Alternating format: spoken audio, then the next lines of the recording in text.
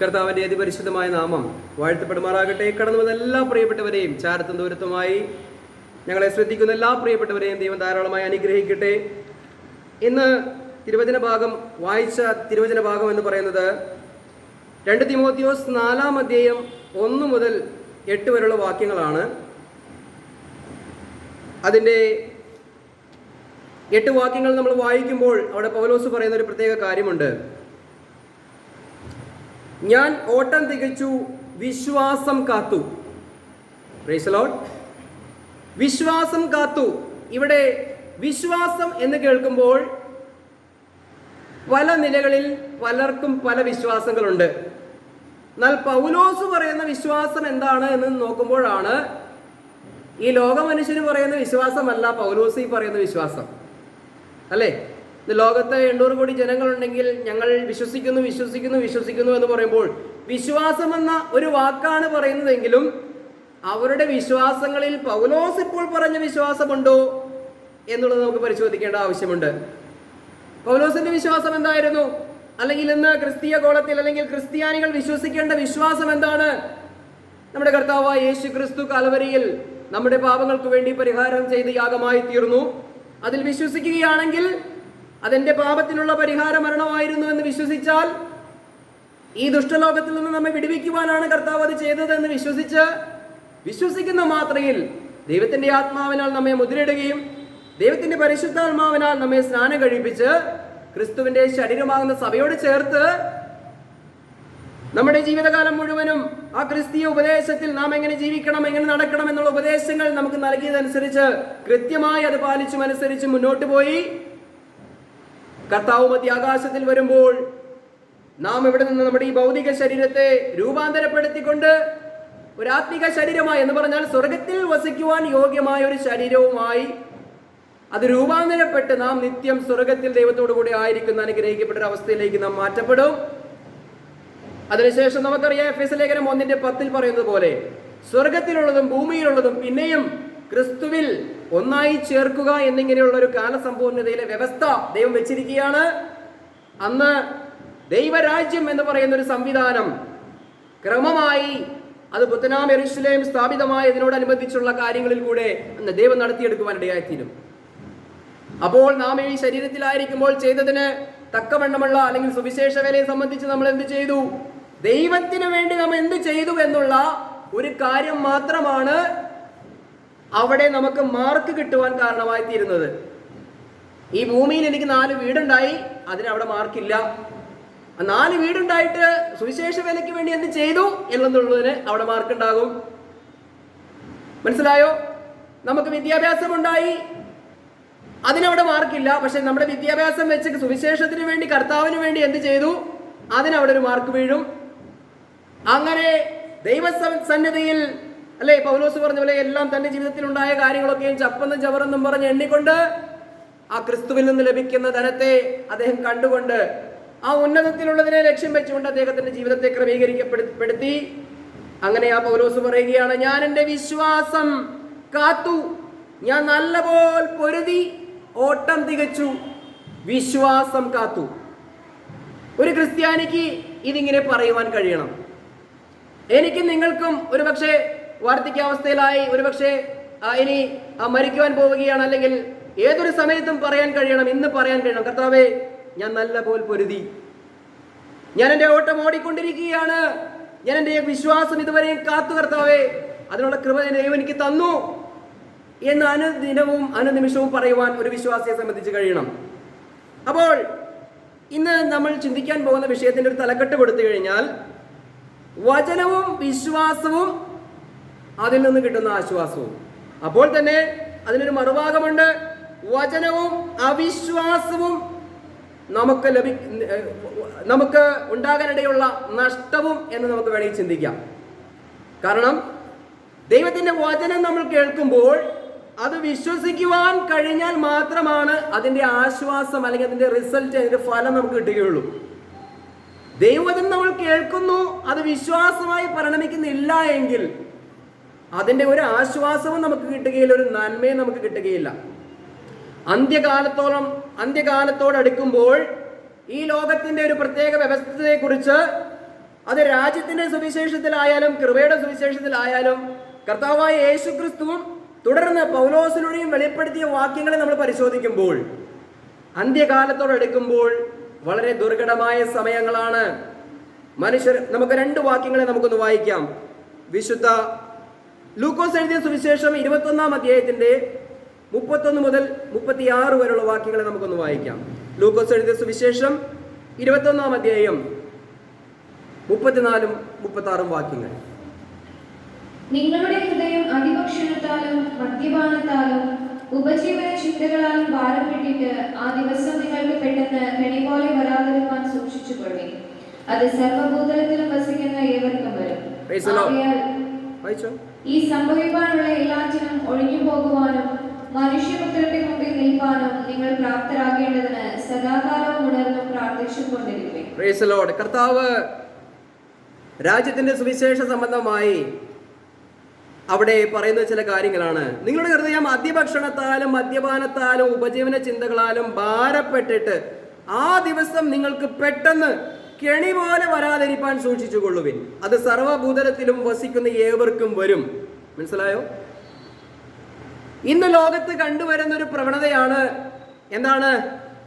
സുഖലോലുപത, മദ്യാസക്തി, ജീവിത വ്യഗ്രത. ഇന്ന് മനുഷ്യൻ ജീവിക്കുന്നത് തന്റെ മക്കൾക്ക് വേണ്ടി ജീവിക്കുകയാണ്. ആ മാതാപിതാക്കന്മാർ തങ്ങളുടെ മക്കൾക്ക് വേണ്ടി ഒരു ആയുസ് മുഴുവനും ജീവിച്ച് തീർക്കുകയാണ്.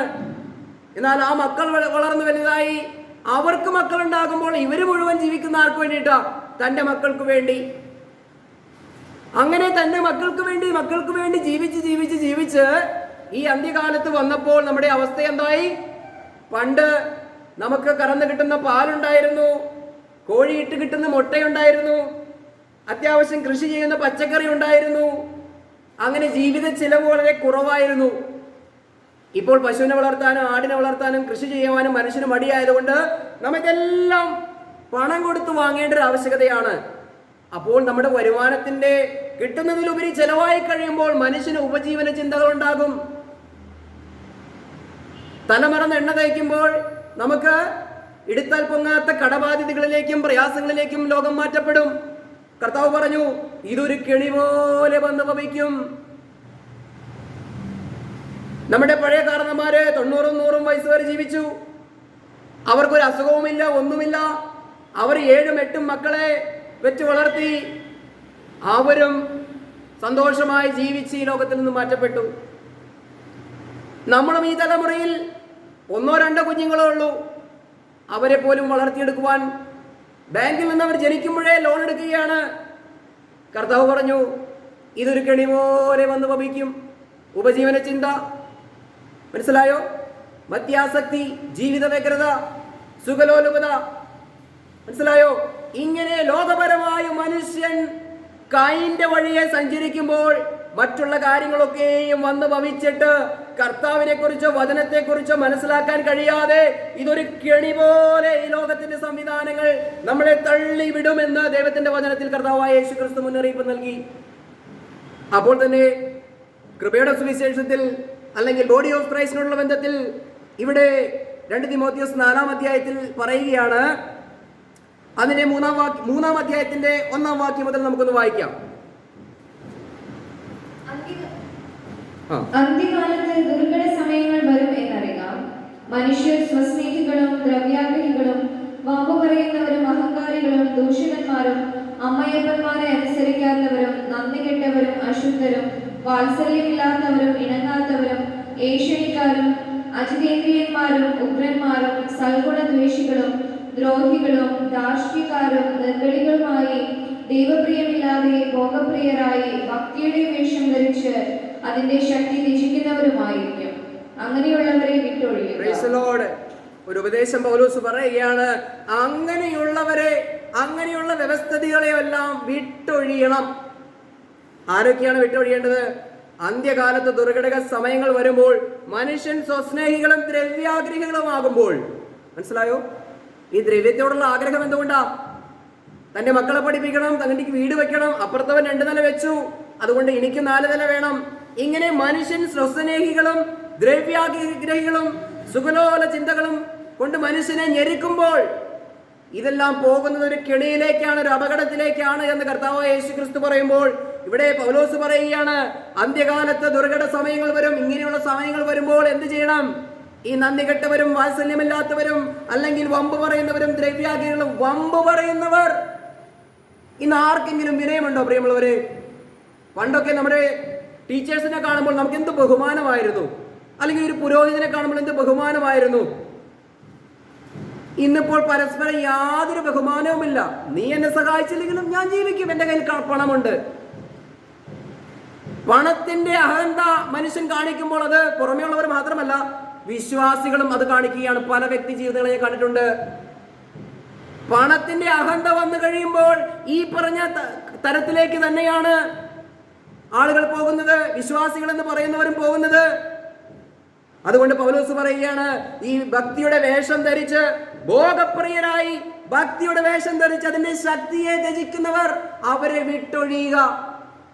കണ്ടു കഴിഞ്ഞാൽ ഭക്തന്മാരാണ്, എല്ലാം ഉണ്ട്, പക്ഷെ അവരോട് അടുക്കുമ്പോഴറിയാം ഈ പറയുന്ന സ്വഭാവങ്ങളൊക്കെ എന്താണ്?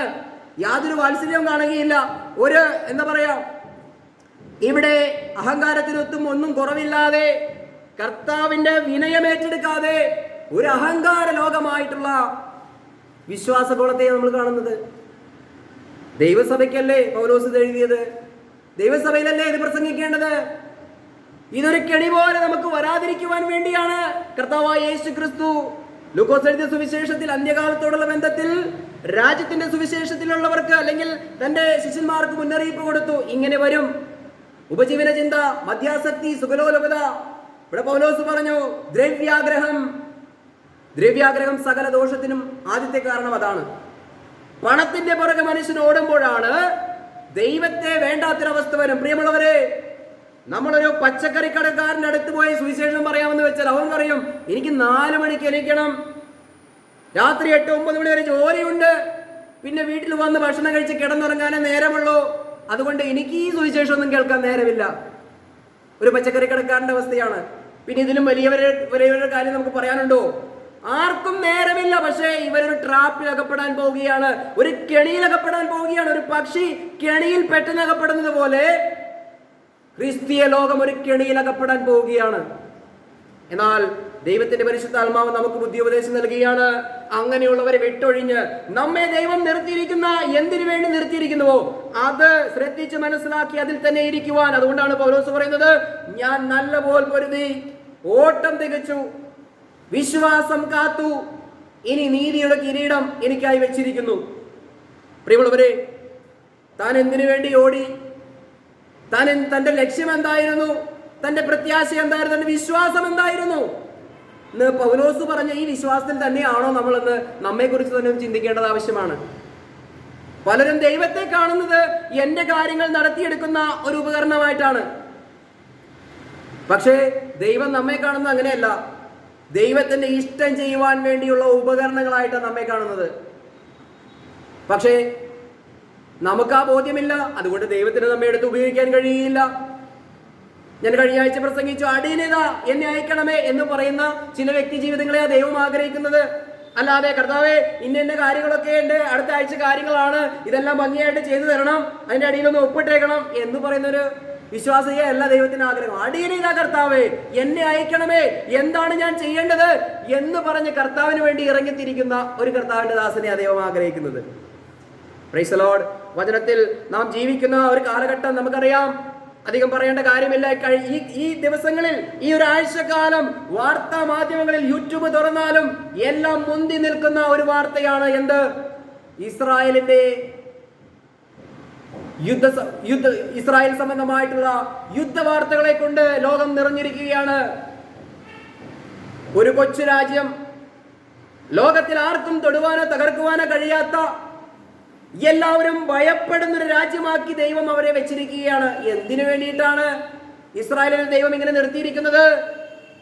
ഒരു ദൈവമുണ്ടെന്നും അത് കർത്താവ് മാത്രമാണ് ദൈവമെന്നും ഈ ലോകത്തിലുള്ള സകല മാനവകുലവും മനസ്സിലാക്കുവാൻ വേണ്ടി ഇസ്രായേലിനെ ദൈവത്തിന്റെ പരിശുദ്ധി വെളിപ്പെടുത്തുവാൻ വേണ്ടി ദൈവം വെച്ചിരിക്കുകയാണ്. അപ്പോൾ എന്ത് ചെയ്യണം? ഈ ലോകം ഇത് കാണുമ്പോൾ ഇസ്രായേലിന്റെ ദൈവം എന്ന് വിളിക്കപ്പെടുന്ന പരിശുദ്ധനായ ദൈവം, കർത്താവായ ദൈവം മാത്രമാണ് ദൈവമെന്ന് തിരിച്ചറിഞ്ഞ് ആ ദൈവത്തിലേക്ക് വന്ന് അവർ മാനസാന്തരപ്പെട്ട് ഈ രക്ഷ ഏറ്റെടുത്ത് സ്വർഗം പ്രാപിക്കണം. ദൈവം ഒരു കൊടിയായിട്ട് ഉയർത്തിയിരിക്കുകയാണ്. നമുക്ക് ഇവിടെ ഒരു മീറ്റിംഗ് ഉണ്ടെങ്കിൽ ഒരു കൊടി കിട്ടും അല്ലേ? പണ്ടൊക്കെയാണ് കൊടി. ഇപ്പോൾ വാട്സപ്പും ഫേസ്ബുക്കും ഒക്കെ ഉണ്ട്.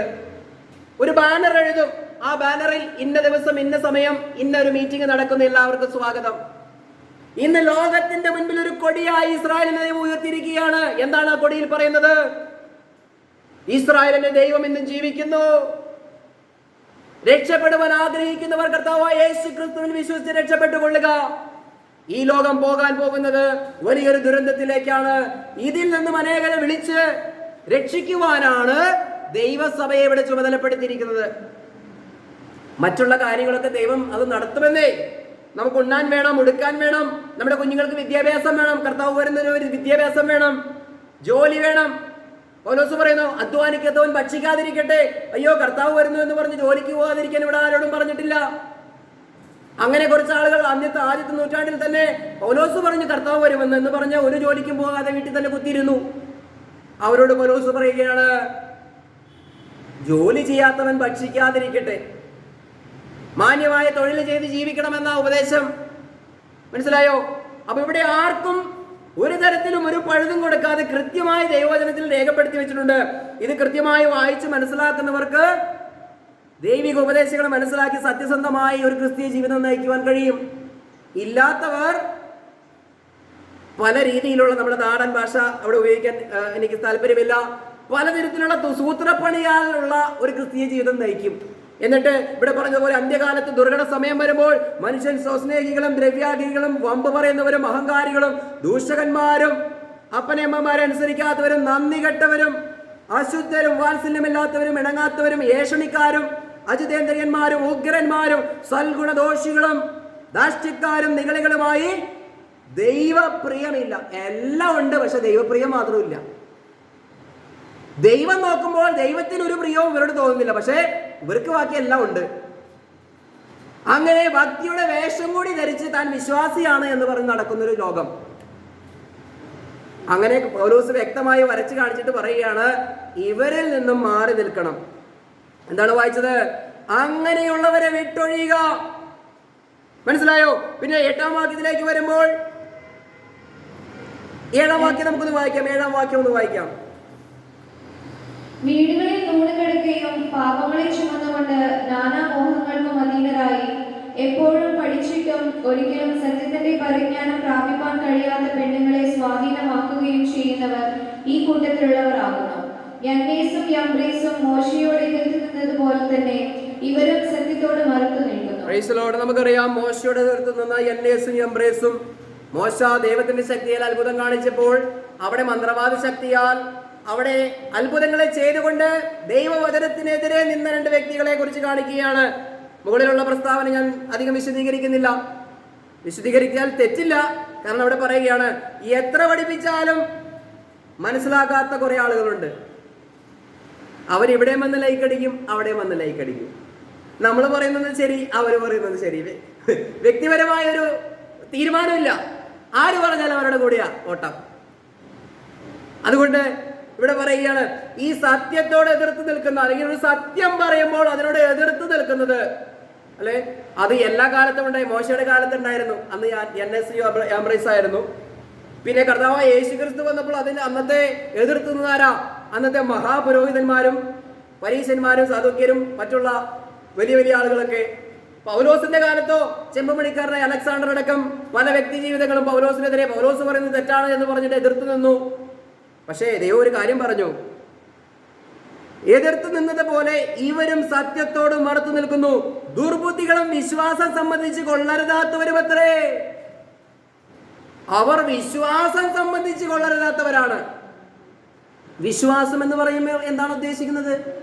പൗലോസ് പറഞ്ഞു, ഞാൻ വിശ്വാസം കാത്തു. ആ വിശ്വാസം സംബന്ധിച്ച് കൊള്ളരുതാത്തവർ ഈ സത്യത്തോട് എതിർത്ത് നിൽക്കും. അത് മോശയോടും എതിർക്കും, കർത്താവായ യേശു ക്രിസ്തുവിനോട് എതിർക്കും, പ്രവാചകന്മാരോട് എതിർക്കും, അപ്പസ്തോലന്മാരോട് എതിർക്കും, പൗലോസിനോട് എതിർക്കും. സത്യം ഞാൻ പറയുമ്പോൾ എന്നോട് എതിർക്കും, നിങ്ങൾ പറഞ്ഞാൽ നിങ്ങളോട് എതിർക്കും. ഇത് അന്ത്യകാലത്തിന്റെ ഒരു ലക്ഷണമാണ്. നമ്മൾ എല്ലാവരെയും നന്നാക്കി ഇനി സ്വർഗത്തിൽ കൊണ്ടുപോകാം എന്നുള്ളൊരു ചിന്തയിലല്ല നമ്മളായിരിക്കേണ്ടത്. ദൈവത്തിന്റെ ആഗ്രഹം അതാണ്, എല്ലാവരും രക്ഷിക്കപ്പെടണമെന്ന്, സത്യമരണമെന്ന് ദൈവം ആഗ്രഹിക്കുന്നു. അതേ ലക്ഷ്യം മുൻനിർത്തി നമ്മൾ സുവിശേഷം പറയുകയാണ്. പക്ഷേ വചനത്തിന്റെ വെളിപ്പാടുകൾ നമ്മൾ നോക്കുമ്പോൾ, അന്ത്യകാലത്തോടടുക്കുമ്പോൾ ഈ സുവിശേഷത്തെ തിരസ്കരിക്കുന്ന ഒരു ലോകത്തെയാണ് നാം കാണുന്നത്. ഒരു കാലത്തെ രാജ്യത്തിന്റെ സുവിശേഷം എതിർത്തപ്പോൾ, തിരസ്കരിച്ചപ്പോൾ അത് ജാതികളിലേക്ക് രക്ഷ കൊണ്ടുവന്നതുപോലെ ജാതീയ ലോകം മുഴുവനും ഈ സുവിശേഷത്തെ എതിർക്കുമ്പോൾ കർത്താവ് മധ്യാകാശത്തിൽ വന്ന് നമ്മെ ചേർക്കും. ഈ ലോകം മറ്റൊരു ന്യായവിധിയിലേക്ക് കടന്നു പോകും. അപ്പോൾ മേൽപ്പറഞ്ഞ തിമോത്തിയോസിന് എഴുതിയ ലേഖനത്തിൽ 3-ാം അധ്യായത്തിൽ പറഞ്ഞ ഇങ്ങനെയുള്ള സ്വഭാവക്കാരൊക്കെ ഇവിടെ തന്നെ കിടക്കും. അവരെ വിട്ടൊഴിഞ്ഞാൽ കർത്താവ് ഒരുക്കിയിരിക്കുന്ന നിത്യതയിലേക്ക് നമുക്ക് പോകാൻ സാധിക്കും. അവരെ വിട്ടൊഴിയാതെ ഇതും ശരി അതും ശരി, അവനെ കാണുമ്പോൾ ആ തോളത്തും വിട്ടു, ഇവനെ കാണുമ്പോൾ ഈ തോളത്തും വിട്ടു നടക്കുന്ന ഒരു ക്രിസ്ത്യാനിയെ അല്ല ദൈവം ആഗ്രഹിക്കുന്നത്. ഈ ലോകത്തിനെതിരെ നീന്തുന്ന ഒരുവനാണ് ക്രിസ്ത്യാനി. മനസ്സിലായോ? ദൈവിക വചനങ്ങളെ ശ്രദ്ധിച്ച് മനസ്സിലാക്കി അതിനുവേണ്ടി നിൽക്കുമ്പോൾ നമുക്ക് പലതും ഉപേക്ഷിക്കേണ്ടതായി വരും. പല ബന്ധങ്ങളും വേണ്ട എന്ന് വെക്കേണ്ടതായി വരും. പല സൗഹൃദ ബന്ധങ്ങളും വേണ്ട എന്ന് വെക്കേണ്ടതായി വരും. ഇതെല്ലാം ഓട്ടോമാറ്റിക്കൽ സംഭവിക്കുന്നതാണ്. അപ്പോൾ നമ്മളൊരു വ്യത്യസ്തനായ ഒരു മനുഷ്യനായി തീരും. മനസ്സിലായോ? Price the Lord. നമുക്ക് 1-2 വാക്യങ്ങൾ കൂടി നമുക്കൊന്ന് വായിക്കാം. വിശ്വാസ സംബന്ധമായി വിശ്വസിച്ചാൽ അത് ഒരു ആശ്വാസകരമായി തീരും. നമുക്ക് യോന പ്രവാചകന്റെ പുസ്തകം എന്നെടുക്കാം. അവിടെ 3-ാം അധ്യായത്തിന്റെ 4-5 വാക്യങ്ങൾ നമുക്കൊന്ന് വായിക്കാം. യോന നഗരത്തിൽ കടന്ന് ആദ്യം ഒരു ദിവസത്തെ വഴി ചെന്നു. ഇനി 40 ദിവസം കഴിഞ്ഞാൽ നിനവെ ഉന്മൂലമാകുമെന്ന് ഘോഷിച്ചു പറഞ്ഞു. എന്നാൽ നിനവേക്കാർ ദൈവത്തിൽ വിശ്വസിച്ച് ഒരു ഉപവാസം പരസ്യം ചെയ്തു. വലിയവരും ചെറിയവരും ഒരുപോലെ രട്ടെടുത്തു. Price the Lord. ഇവിടെ എന്താണ്? 40 ദിവസം കഴിഞ്ഞാൽ നിനവെ പട്ടണം ശൂന്യമായി തീരും എന്നുള്ള ദൈവത്തിന്റെ ആലോചന ഏറ്റെടുത്ത് പ്രവാചകനോട് പ്രവചിച്ചു. അപ്പോൾ ആ ജനം എന്താ ചെയ്തത്? ഈ വചനം കേട്ടപ്പോൾ രാജാവ് തുടങ്ങി സകല മനുഷ്യരും ചാക്കൊടുത്ത് വിലപിച്ച് ചാരത്തിലിരുന്നു കൊണ്ട് അവർ ഉപവസിച്ച് ദൈവമേ ഞങ്ങളുടെ പാപങ്ങളെ ക്ഷമിക്കണമേ എന്ന് പറഞ്ഞു. അപ്പോൾ ദൈവത്തിന്റെ വചനവും വിശ്വാസവും ആശ്വാസവും ആ ജനത്തിന് കിട്ടുവാനിടയായിത്തീർന്നു. നമുക്കൊരു വാക്യം കൂടി ഒന്ന് വായിക്കാം. വിശുദ്ധ മത്തായി എഴുതിയ സുവിശേഷം 21-ാം അധ്യായത്തിന്റെ 32-ാം വാക്യം ഒന്ന് വായിക്കാം. മത്തായി എഴുതിയ സുവിശേഷം 21-ന്റെ-32-ാം വാക്യം. യോഹന്നാൻ നീതിമാർഗം ഉപദേശിച്ചുകൊണ്ട് നിങ്ങളുടെ അടുക്കൽ വന്നു. നിങ്ങൾ അവനെ വിശ്വസിച്ചില്ല.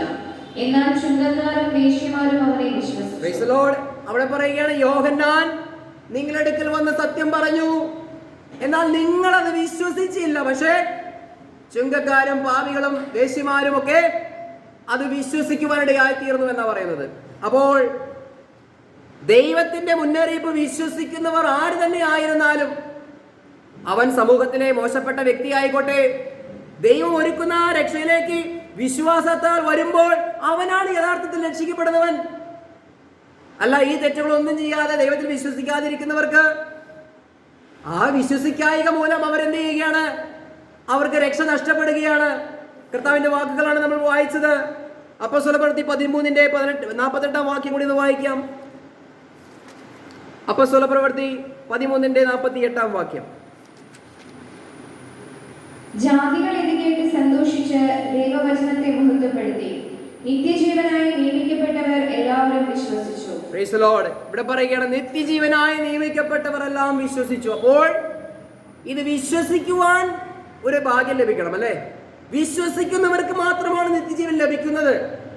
ഇത് വിശ്വസിക്കാതെ പോകുന്ന അനേകര് നാശത്തിലേക്ക് പോകും. കർത്താവ് പറഞ്ഞു, നിത്യജീവൻ അവകാശമാക്കുന്നവർ കുറവാണോ കർത്താവേ എന്ന് ചോദിച്ചു. ലൂക്കോസ് 13-22-24 വാക്യങ്ങൾ വായിക്കുമ്പോൾ കാണാൻ കഴിയും. കർത്താവേ, നിത്യജീവൻ പ്രാപിക്കുന്നവർ കുറവാണോ? കർത്താവ് എന്താ പറഞ്ഞത്? നാശത്തിലേക്ക് പോകുന്ന വാതിൽ വിശാലവും അതിലൂടെ ചരിക്കുന്നവർ അനേകരുമാകുന്നു. നീ ഇടുക്കുവാതിലൂടെ കടക്കാൻ ശ്രമിക്കുവിൻ. നിത്യജീവനിലേക്കുള്ള വഴി ഇടുക്കമുള്ള വഴിയാണ് എന്ന് കർത്താവ് പറഞ്ഞു. അപ്പോൾ വിശാലമുള്ള മാർഗത്തിലേക്ക് നടക്കുന്നവർ അനേകരാണെന്ന് കർത്താവ് പറഞ്ഞു. അപ്പോൾ തന്നെ ഇടുക്കുവാതിലൂടെ കടക്കണം. എന്താണ് കർത്താവ് പറഞ്ഞതിന്റെ അർത്ഥം? സുവിശേഷം കേൾക്കുമ്പോൾ അത് കേട്ടനുസരിച്ച് നിത്യത എത്തണമെങ്കിൽ ഈ ലോകപരമായി നമുക്ക് ഒത്തിരി കഷ്ടം അനുഭവിക്കേണ്ടതായി വരും. നമ്മുടെ കുടുംബത്തിലുള്ളൊരു മീറ്റിംഗ് ഉണ്ടാകും, അല്ലെങ്കിൽ ഒരു ഫംഗ്ഷൻ ഉണ്ടാകുമ്പോൾ വിളിക്കപ്പെട്ടാൽ കാക്കകളുടെ ഇടയിൽ ഒരു പ്രാവ് പെട്ട പോലെയാണ് ഒരു വിശ്വാസിയുടെ അവസ്ഥ.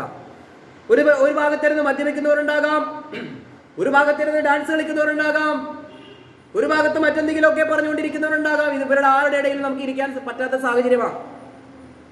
വിശാലമായ വഴികളൊക്കെ നമ്മുടെ മുമ്പിൽ ഇങ്ങനെ ഒഴുക്കിയിട്ടിരിക്കുക.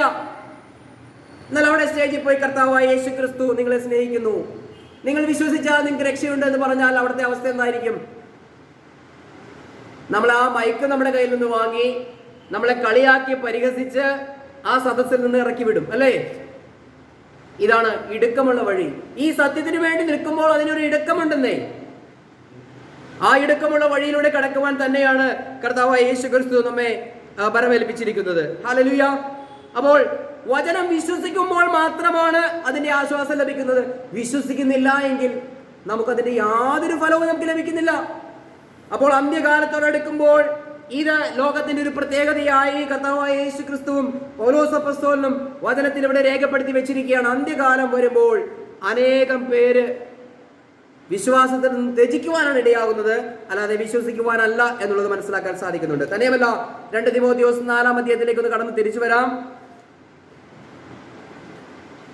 അതിന്റെ 2-ാം വാക്യം ഇങ്ങനെ വായിക്കുകയാണ്: വചനം പ്രസംഗിക്കുക, സമയത്തിലും അസമയത്തിലും ഒരുങ്ങി നിൽക്കുക, സകല ദീർഘക്ഷമയോടും ഉപദേശത്തോടും കൂടെ ശാസിക്കുക, തർജ്ജനം ചെയ്യുക, പ്രബോധിപ്പിക്കുക. പൗലോസ് വളരെ കട്ടിയുള്ള വാക്കുകൾ അവിടെ ഉപയോഗിക്കുന്നത്. ഇവിടെ പറയുകയാണ്, സമയം നോക്കണ്ട, നിങ്ങൾ പ്രസംഗിക്കുക, ഉപദേശത്തോടും കൂടെ ശാസിക്കുക. എന്നിട്ട് പറയുകയാണ്, ദീർഘക്ഷമയോടെ ഉപദേശത്തോടും കൂടെ ശാസിക്കുക, തർജ്ജനം ചെയ്യുക, പ്രബോധിപ്പിക്കുക. എന്നിട്ട് താഴേക്ക് വായിക്കുകയാണ്, അവർ പത്യോപദേശം പൊറുക്കാതെ കർണരസമാകുമാറ് സ്വന്തം മോഹങ്ങൾക്കൊത്തവണ്ണം ഉപദേശകന്മാരെ പെരുക്കുകയും സത്യത്തിന് ചെവി കൊടുക്കാതെ കെട്ടുകഥ കേൾപ്പാൻ തിരിയുകയും ചെയ്യുന്ന കാലം വരും. പ്രിയമുള്ളവരെ, ഈ വാക്യങ്ങൾ വായിക്കുമ്പോൾ ഇന്നലെ ഇത് ധ്യാനിക്കുവാനിടയായി തീർന്നപ്പോൾ ഈ സത്യവചനം കേൾക്കുവാനല്ല മനുഷ്യൻ കൂടുതൽ സമയം ചെലവഴിക്കുന്നത്. ഈ ലോകത്തിൽ എന്തെങ്കിലും ഒരു സംഭവം ഉണ്ടായി, അല്ലെങ്കിൽ സിനിമാ ലോകത്തൊരു സംഭവം ഉണ്ടായി, ആ സംഭവത്തെ കുറിച്ച് കേൾക്കുവാൻ, കെട്ടുകഥകൾ കേൾക്കുവാൻ 1,00,000 വ്യൂവേഴ്സ്. അതും പോരാ, 2, 3, 4, 5 ലക്ഷം പേർ അത് കേട്ടതായി കണ്ടതായി നമുക്കതിന്റെ താഴെ നോക്കിയാൽ കാണാൻ സാധിക്കും. എന്നാൽ നമ്മൾ പറയുന്ന ഈ സത്യവചനമോ 2000 പേർ, 5000 പേർ, 6000 പേർ, കൂടി വന്നാൽ ഒരു 10,000 പേർ, പോട്ടെ ആവറേജ് 1000 പേർ ഈ വചനം കേൾക്കുവാൻ. ദൈവം എന്താ പറഞ്ഞത്? അന്ത്യകാലത്ത് കെട്ടുകഥ കേൾക്കാൻ തിരിയുന്ന കാലം വരും. ഞാനൊരു കെട്ടുകഥ ചമച്ച് ഒരു വീഡിയോ പിടിച്ച് യൂട്യൂബിൽ ഇട്ട് നോക്കിയേ, അത് ചിലപ്പോൾ 50,000, 60,000, 1,00,000 പേരും കണ്ടുവന്നിരിക്കും. കെട്ടുകഥ അത് കേൾക്കാനാണ് ഇഷ്ടം. എന്നാൽ സത്യം പറയുന്നത്, സത്യവചനം പറയുമ്പോൾ അത് കേൾക്കുവാൻ മനസ്സില്ല. ഇങ്ങനെ ഒരു കാലഘട്ടത്തിലാണ് നമ്മൾ ആയിരിക്കുന്നത്. കാലഘട്ടത്തിന്റെ പ്രത്യേകത നമ്മൾ അറിയണം. കർത്താവ് പറഞ്ഞു, തന്റെ വരവിന് മുൻപായി വിശ്വസ്തരായ ദാസന്മാരെ എങ്ങനെ അറിയാം? അതാത് സമയത്ത് അതാത് ഭക്ഷണം കൊടുക്കുന്ന വിശ്വസ്തരായവരെ കുറിച്ച് കർത്താവ് പറയുകയാണ്. കർത്താവ് വരുമ്പോൾ ആ പ്രവൃത്തിയിൽ ഏർപ്പെട്ടിരിക്കുന്നവർ വിശ്വസ്തരായി എണ്ണപ്പെടും എന്ന് പറഞ്ഞാൽ, കർത്താവിന്റെ വരവേറ്റമടുത്തിരിക്കുമ്പോൾ നമ്മൾ ഈ സഭയ്ക്ക് കൊടുക്കേണ്ടത് എന്ത് ഭക്ഷണമാണ്? അടുത്ത 10 കൊല്ലം കഴിഞ്ഞ് മക്കൾ UK പോകുന്ന കാര്യമാണോ പറയേണ്ടത്? അത് പോകണമെങ്കിൽ പൊക്കോട്ടെ, നല്ല കാര്യം. ഭൗതിക നന്മ ഉണ്ടാകട്ടെ, നല്ല കാര്യം. സുവിശേഷത്തിലൂടെ ഇത് പ്രയോജനപ്പെടുമല്ലോ. പക്ഷേ കർത്താവിന്റെ വരവിനെ കുറിച്ചും ഈ ലോകത്തിന്റെ കാര്യഗൗരവത്തെ കുറിച്ചും ഈ ലോകത്തിന്റെ ചതികുഴികളെ കുറിച്ചും മുന്നറിയിപ്പ് കൊടുത്ത് ഈ സഭാവിശ്വാസികളെ വിശ്വാസത്തിൽ ഉറച്ചു നിർത്തി പൗലോസ് ഇപ്പോൾ പറയുന്നത് പോലെ, ഞാൻ നല്ല പോലെ പൊരുതി ഓട്ടം തികച്ചു വിശ്വാസം കാത്തു എന്ന് പറയുന്ന ഒരു സ്റ്റേജിലേക്ക് കൊണ്ടുവരിക, നാം എത്തിച്ചേരുക എന്നുള്ളതാണ് ദൈവം ആഗ്രഹിക്കുന്നത്. ഇത് ദൈവത്തിന്റെ സഭയാണല്ലോ, അല്ലേ? ഇത് ദൈവത്തിന്റെ സഭയാണ്, സിനിമ തിയേറ്റർ അല്ല. നമ്മൾ ലോകപരമായ പല സ്ഥലങ്ങളിലേക്ക് പോകുമ്പോൾ അവിടെ നിന്ന് കിട്ടുന്ന ചില കാര്യങ്ങളുണ്ട്. സിനിമ കാണാൻ പോയാൽ സിനിമ കണ്ടു വരാം, ഡോക്ടറിനെ കാണാൻ പോയാൽ ഡോക്ടറിനെ കണ്ടു മടങ്ങി വരാം, ഒരു വക്കീലിനെ പോയി കണ്ട വക്കീലിൽ നിന്നും നമുക്ക് നിർദ്ദേശങ്ങൾ കിട്ടി നമുക്ക് മടങ്ങി വരാം. പക്ഷെ ദൈവസഭയിൽ നിന്ന് കിട്ടുന്നത് ദൈവികമായ കാര്യങ്ങളായിരിക്കും. ഇവിടെ പറയേണ്ടത് ദൈവികമായ കാര്യങ്ങളായിരിക്കും. ഇവിടെ മാത്രമേ ഇത് പറയാൻ കഴിയുകയുള്ളൂ. അപ്പോൾ നമ്മൾ ഇത് കൃത്യമായി പറഞ്ഞു കൊടുത്തില്ലെങ്കിൽ പിന്നെ ആരാണ് നമ്മളോട് പറയുന്നത്? ഡോക്ടർ വന്ന് പറയോ? വക്കീൽ വന്ന് പറയോ? ഈ ലോകത്തിന്റെ നേതാക്കന്മാർ വന്ന് പറയോ? കർത്താവായ യേശു ക്രിസ്തുവിൽ വിശ്വസിക്കുക, നിങ്ങൾക്ക് സ്വർഗം കിട്ടുമെന്ന് അവർ പറയുമോ? ഇവരാരും പറയുകയില്ല. അതുകൊണ്ട് പറയാൻ ചുമതലപ്പെടുത്തിയിരിക്കുന്ന ദൈവത്തിന്റെ ഒരു ഓഫീസ് എന്ന് പറയുന്നത് ദൈവത്തിന്റെ സഭയാണ്. ആ സഭയിൽ വരുമ്പോൾ സത്യമായ കാര്യങ്ങൾ ഉപദേശിക്കുക എന്നുള്ളതാണ്. ഇവിടെ പൗലോസ് പറയുന്ന വാക്കുകൾ കണ്ടോ? തിമോഥെയോസ് 4 അതിന്റെ 3-ാം വാക്യം നമുക്കൊന്ന് വായിക്കാം. ഞാൻ ഈ POC ബൈബിളിൽ ഒന്ന് വായിക്കാം. വളരെ ശക്തിയായിട്ടുള്ള ഒരു വാക്യമാണ്. ദൈവത്തിന്റെ മുൻപാകെയും ജീവിക്കുന്നവരെയും മരിച്ചവരെയും വിധിക്കാനിരിക്കുന്ന യേശു ക്രിസ്തുവിന്റെ മുൻപാകെയും അവന്റെ ആഗമനത്തിന്റെയും രാജ്യത്തിന്റെയും പേരിൽ ഞാൻ നിന്നെ ഇപ്രകാരം ചുമതലപ്പെടുത്തുന്നു. കണ്ടോ, ഇതൊരു ചുമതലയാണ്. ഈ വാക്കൊന്നും സത്യവേദ പുസ്തകത്തിൽ വന്നിട്ടില്ല. ഇതൊരു ചുമതലയാണ്. എന്താണ് പറയുന്നത്? ജീവികളെ, അല്ലെങ്കിൽ ജീവിച്ചിരിക്കുന്നവരെയും മരിച്ചവരെയും വിധിക്കുവാനിരിക്കുന്ന യേശു ക്രിസ്തുവിന്റെ മുൻപാകെയും. കണ്ടോ, ദൈവ പിതാവിന്റെയും പുത്രന്റെയും മുൻപാകെ തിമോഥെയോസിനെ നിർത്തിക്കൊണ്ട് പൗലോസ് ഉപദേശിക്കുകയാണ്. എന്താണ് പറയുന്നത്? ആ രാജ്യത്തെയും കർത്താവിന്റെ ആഗമനത്തെയും ചൊല്ലി പറയുകയാണ്. ഒരു ചുമതല ഏർപ്പെടുത്തുകയാണ്. വചനം പ്രസംഗിക്കുക. സാഹചര്യം അനുകൂലമാണെങ്കിലും അല്ലെങ്കിലും. എത്രയോ ലളിതമായ ഭാഷയാണ് എഴുതിയിരിക്കുന്നത് അല്ലേ? സാഹചര്യം ആണെങ്കിലും അല്ലെങ്കിലും വചനം പ്രസംഗിക്കുക, ജാഗരൂകതയോടെ വർത്തിക്കുക, മറ്റുള്ളവരിൽ ബോധ്യം ജനിപ്പിക്കുകയും അവരെ ശാസിക്കുകയും. ഇവിടെ പ്രത്യേകം പറഞ്ഞൊരു വാക്ക് കണ്ടോ, മറ്റുള്ളവർക്ക് ബോധ്യം ജനിപ്പിക്കുക. ഈ വാക്കൊക്കെ POC ബൈബിളിലേ ഉള്ളൂ. അവിടെ കൊടുത്തിരിക്കുന്നത് തർജ്ജനം ചെയ്യുക എന്നൊക്കെ. തർജ്ജനം എന്ന് പറഞ്ഞാൽ ഇതിന്റെ മലയാള അർത്ഥം എന്തെന്ന് എനിക്ക് തന്നെ അറിയില്ല. മനസ്സിലായോ? ഇവിടെ POC ബൈബിളിൽ ലളിതമായി എഴുതിയിരിക്കുകയാണ്. ഇത് മറ്റുള്ളവരിൽ ബോധ്യം ജനിപ്പിക്കുന്ന തരത്തിൽ ഇത് പറഞ്ഞു കൊടുക്കുക. ഞാനീ പറയുന്നത് സദസ്സിന് ബോധ്യം വരാതെ ഇരുന്ന് കഴിഞ്ഞാൽ എന്ത് കാര്യമുണ്ട്? എൻ്റെ തൊണ്ടയും പോവും, നിങ്ങളുടെ സമയം പോകും എന്നല്ലാതെ. ഇവിടെ പറയുകയാണ്, ജാഗരൂകതയോടെ വർത്തിക്കുക, മറ്റുള്ളവരിൽ ബോധ്യം ജനിപ്പിക്കുകയും അവരെ ശാസിക്കുകയും ഉത്ബോധിപ്പിക്കുകയും ചെയ്യുക, ക്ഷമ കൈവിടാതിരിക്കുക, പ്രബോധനത്തിൽ ശ്രദ്ധിക്കുകയും ചെയ്യുക. ജനങ്ങൾ ഉത്തമമായ പ്രബോധനത്തിൽ സഹിഷ്ണുത കാണിക്കാത്ത കാലം വരുന്നു. ഉത്തമമായ കാര്യങ്ങളൊന്നും പറഞ്ഞു കൊടുത്താൽ മനുഷ്യർക്ക് വേണ്ട. അങ്ങനെ ഒരു കാലഘട്ടം വരുന്നു എന്ന് പറയുകയാണ്. താഴേക്ക് വായിക്കുകയാണ്. കേൾവിക്ക് ഇമ്പമുള്ളവയിൽ ആവേശം കൊള്ളുകയാൽ. ഒരു ആവേശമാണ് കേൾക്കുവാൻ, ഇമ്പമുള്ള കാര്യങ്ങൾ കേൾക്കുവാൻ, ഓണാഘോഷത്തെ കുറിച്ച് കേൾക്കുവാൻ, സിനിമാ ലോകത്തെ വാർത്തകളെ കേൾക്കുവാൻ, ലോകത്തിലെ രാഷ്ട്രീയ കടിപിടികളെ കുറിച്ച് കേൾക്കുവാൻ ഒരു ആവേശമാണ്. അങ്ങനെ ഒരു ആവേശമുള്ള കാലഘട്ടത്തിലാണ് നമ്മളായിരിക്കുന്നത്. എന്നിട്ട് പറയുകയാണ്, അവർ തങ്ങളുടെ അഭിരുചിക്ക് ചേർന്ന പ്രബോധകരെ വിളിച്ചു കൂട്ടും. ഇന്നിപ്പോ സഭയിലെ അംഗങ്ങളാണ് തീരുമാനിക്കുന്നത് ഇവിടെ നിന്ന് പ്രസംഗിക്കുന്നവരെ എന്ത് പ്രസംഗിക്കണം. പാസ്റ്ററെ, നമുക്കൊരു ഉപവാസ പ്രാർത്ഥന വെക്കാം.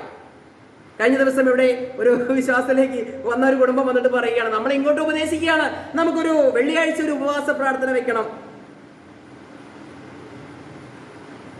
ദൈവവചനം എന്തെന്നറിയില്ല, ഉപദേശം എന്തെന്നറിയില്ല. അപ്പോൾ നമുക്ക് ഇഷ്ടമുള്ളൊരു ശുശ്രൂഷ ഇവിടെ വെച്ചിട്ട് നമുക്കിവിടെ കുറെ ബഹളം ഉണ്ടാക്കി ഞാനെന്തോ വലിയ ആളാണെന്ന് കാണിക്കണം. അത് ഉപവാസ പ്രാർത്ഥനയ്ക്കേ പറ്റുള്ളൂ. നമുക്ക് ആ പരിപാടി ഇല്ലാത്തതുകൊണ്ട് 2 ആഴ്ച കഴിഞ്ഞപ്പോൾ അവർ തിരിച്ചു പോയി.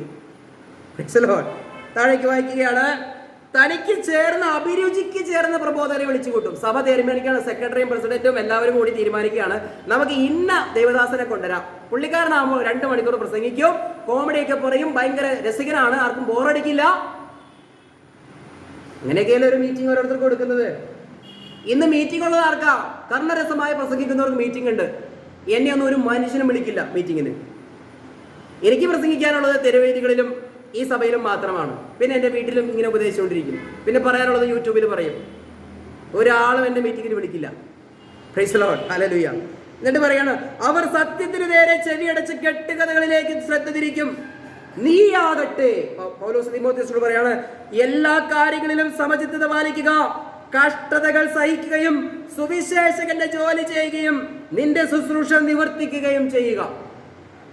പൗലോസ് തിമോഥെയോസിനോട് പറയുകയാണ്, നീ എന്ത് ചെയ്യണം? നീ കഷ്ടം സഹിക്കുക, അതിനായി വിധിക്കപ്പെട്ടവനാണ് നീ. സുവിശേഷകന്റെ ജോലി ചെയ്യുക, അതിനായി നിന്നെ വിളിച്ചിരിക്കുന്നതാണ്. കർണരസമായി പ്രസംഗിക്കാൻ നിന്നെ വിളിച്ചിട്ടില്ല. ഞാൻ പറയാത്ത കാര്യമൊന്നും പറയിപ്പിക്കാൻ നിന്നെ അയച്ചിട്ടില്ല. ഒരു ദൈവദാസന് പറയാനുള്ളത് ദൈവവചനത്തിന്റെ സത്യങ്ങളാണ് സഭയോട് കൊടുക്കാനുള്ളത്. ഇപ്പോൾ അല്പം കയ്പായി തോന്നുമെങ്കിലും അത് പിന്നീട് നമുക്ക് മധുരിക്കൊരിടയായി. ഒരു ഷുഗർ രോഗിക്ക് ഇഷ്ടം മധുരമുള്ള ആഹാരമൊക്കെയാണ്. പക്ഷെ ഒരു ഡോക്ടർ, നല്ലൊരു ഡോക്ടർ ആണെങ്കിൽ അവന് മധുരമുള്ളത് കഴിക്കാതെ നീ ചില കയ്പുള്ള സാധനങ്ങളും മരുന്നും കഴിക്കുവാൻ പറഞ്ഞു വിടും. അപ്പോൾ ഷുഗർ രോഗിക്ക് ഇഷ്ടം ലഡുവും ജിലേബിയൊക്കെ ആണെങ്കിലും അവൻ ആവശ്യം പാവയ്ക്ക നീരാണ്. ഇന്നൊരൽപ്പം പാവയ്ക്ക നീരാണ് ഞാൻ തന്നുകൊണ്ടിരിക്കുന്നത്. പക്ഷെ അത് കഴിച്ചു കഴിഞ്ഞാൽ നമുക്ക് വളരെ ആരോഗ്യപ്രദമാണ്. അത് ഏറ്റെടുത്താൽ വിശ്വസിക്കുന്നവർക്കുള്ള സകല സന്തോഷവും സമാധാനവും നമുക്ക് കിട്ടുവാനിടയായി തീരും. ഒരു വാക്യം നമുക്കൊന്ന് വായിക്കാം. റോമാലേഖനം അതിൻ്റെ 15-ാം അധ്യായത്തിലേക്ക് ഒന്ന് കടന്നു വരാം. അപ്പോസ്തലനായ പൗലോസ് റോമർക്ക് എഴുതിയ ലേഖനം അതിൻ്റെ 15-ന്റെ 13-ാം വാക്യം ഒന്ന് വായിക്കാം. എന്നാൽ പ്രത്യാശ നൽകുന്ന ദൈവം പരിശുദ്ധാത്മാവിന്റെ ശക്തിയാൽ നിങ്ങൾ പ്രത്യാശയിൽ സമൃദ്ധിയുള്ളവരായി വിശ്വസിക്കുന്നതിലുള്ള സകല സന്തോഷവും സമാധാനവും കൊണ്ട് നിങ്ങളെ നിറയ്ക്കുമാറാകും. Price the Lord. ഇതിന്റെ 13-ന്റെ അവസാന ഭാഗമാണ്. വിശ്വസിക്കുന്നതിലുള്ള സകല സന്തോഷവും സമാധാനവും കൊണ്ട് നിങ്ങളെ നിറയ്ക്കുമാറാകട്ടെ. അപ്പോൾ വിശ്വസിക്കുന്നവർക്ക് എന്തുണ്ട്? സകലവിധ സന്തോഷവുമുണ്ട്, സമാധാനവുമുണ്ട്. ദൈവവചനം വിശ്വസിച്ചാൽ അതിനൊരു സന്തോഷ സമാധാനം ഉണ്ടെന്ന് ഞാനിത് അനുഭവിക്കുന്നതുകൊണ്ടാണ് പറയുന്നത്. ലോകപരമായ ഒന്നും തന്നെ എടുത്തു പറയാൻ എനിക്കില്ല. ആകെയുള്ളത് ഈ ദൈവവചനത്തിന്റെ സത്യങ്ങൾ മനസ്സിലാക്കി വിശ്വസിച്ച് ഏറ്റെടുത്തോ ദൈവമേൽപ്പിച്ച് ശുശ്രൂഷ ചെയ്യുന്നു. ഇത് ചെയ്യുമ്പോൾ വിശ്വസിക്കുന്നവർക്കുള്ള സകല സന്തോഷവും സമാധാനവും. ഇത് ദൈവത്തിന്റെ ഒരു വാഗ്ദത്തമല്ലേ? നമുക്കിതല്ല വേണ്ടത്. സാത്താൻ പറഞ്ഞു, നീ എന്നെ ഒന്ന് കുമ്പിട്ട് ആരാധിച്ചാൽ ലോകത്തിന്റെ മഹത്വം മുഴുവനും നിനക്ക് തരാം. ഇതൊക്കെ നമുക്ക് നമ്മുടെ മുന്നിലേക്ക് വരും. പലരും പല രീതിയിൽ നമ്മൾ സമീപിക്കും. അത് ചെയ്താൽ, ഇത് ചെയ്താൽ, അത് ചെയ്താൽ നമുക്ക് വേണമെങ്കിൽ പോകാം, കുറച്ചുകൂടി സ്റ്റാൻഡേർഡായിട്ടൊക്കെ ജീവിക്കാം. പക്ഷെ കർത്താവായ യേശുക്രിസ്തു എന്താ പറഞ്ഞത്? മനുഷ്യൻ അപ്പം കൊണ്ട് മാത്രമല്ല ജീവിക്കുന്നത്, ദൈവത്തിന്റെ വായിൽ നിന്ന് വരുന്ന വചനത്താലും ജീവിക്കുന്നു. സാത്താന്റെ 3 പരീക്ഷകളെയും കർത്താവ് വചനത്താൽ ജയിച്ച് അപ്പോൾ സാത്താൻ അവനെ കുറെ കാലത്തേക്ക് വിട്ടുപോയി എന്നാണ് പറയുന്നത്. ഇങ്ങനെ ലോകപരമായി പലതും നമ്മുടെ മുന്നിലുണ്ടെങ്കിൽ പോലും വിശ്വസിക്കുന്നവർക്കുള്ള, എന്ത് വിശ്വസിക്കുന്നവർക്കുള്ള? പൗലോസ് നേരത്തെ പറഞ്ഞ വിശ്വാസം, പൗലോസിനുണ്ടായ വിശ്വാസം. ഇന്ന് ലോകത്ത് എല്ലാവർക്കും വിശ്വാസമുണ്ട്, പല നിലകളിലാണ്, ഞാൻ എടുത്തു പറയേണ്ട ആവശ്യമില്ലല്ലോ. പക്ഷെ പൗലോസ് പറയുകയാണ്, ആ വിശ്വസിക്കുന്നവർക്കുള്ള ആ വിശ്വാസം മൂലം കിട്ടുവാനുള്ള ആ സകല സന്തോഷവും സമാധാനവും അത് നിങ്ങളിൽ നിറയുമാറാകട്ടെ. പൗലോസിന്റെ ഒരു പ്രാർത്ഥനയും കൂടിയാണ്. Price the Lord. അത് കിട്ടുമെന്നേ, ഉള്ളതിൽ സംതൃപ്തി. നമുക്ക് മനസ്സും ശരീരവും സന്തോഷമായിട്ടിരിക്കുമ്പോൾ, ദൈവകൃപ അനുഭവിച്ചിരിക്കുമ്പോൾ, നമുക്ക് പ്രത്യേകിച്ച് വലിയ കറികളൊന്നും ഇല്ലെങ്കിൽ പോലും ഭക്ഷണം കഴിക്കുമ്പോൾ സന്തോഷം തോന്നിയിട്ടുണ്ട്. എത്ര പേർക്ക് അത് അനുഭവപ്പെട്ടിട്ടുണ്ട്? Price the Lord. അതല്ല, മനസ്സിനൊരു സന്തോഷമില്ല, സമാധാനമില്ല, ടെൻഷൻ അടിച്ച ജീവിതമാണ്. മുന്നിലിരിക്കുന്നത് 100 കൂട്ടം വിഭവങ്ങളുള്ള ഭക്ഷണമാണെങ്കിലും നമുക്ക് ഭക്ഷണം കഴിക്കാൻ പോലും പറ്റുകയില്ല. കാരണം എന്താ? കർത്താവ് നമുക്ക് തരുന്നത് ഈ ലോകം നൽകുന്ന സന്തോഷം പോലെയല്ല. ലോകത്തിന്റെ മുൻപിൽ എല്ലാം ഉണ്ടെന്നേ. കർത്താവിൽ നിന്ന് ലഭിക്കാത്ത എല്ലാം ഈ ലോകത്തിൽ നിന്ന് കിട്ടും.